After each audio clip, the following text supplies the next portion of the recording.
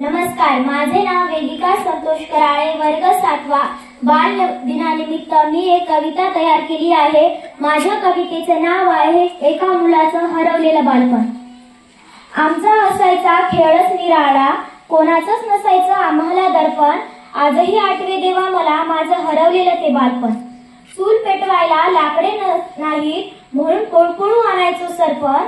चूल पेटवायला लाकडे नाहीत म्हणून पळपळू आणायचं सरपण. आजही आठवे देवा मला माझं हरवलेलं ते बालपण. ताई दादाकडे पाहून वाटायचं आम्ही कधी होणार मोठेपण. ताई दादाकडे पाहून वाटायचं आम्ही कधी होणार मोठेपण. आजही आठवे देवा आम्हाला माझं हरवलेलं बालपण. शाळेमध्ये एखाद्या प्रश्नाचं उत्तर आल्यावर आम्हाला वाटायचं शहाणपण. शाळेमध्ये एखाद्या प्रश्नाचं उत्तर आल्यावर आम्हाला वाटायचं शहाणपण.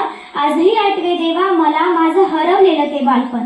पण मोठं झाल्यावर कळालं की बरं होतं ते देवा आमचं ते हरवलेलं बालपण. बरं होतं देवा ते आमचं हरवलेलं बालपण. धन्यवाद.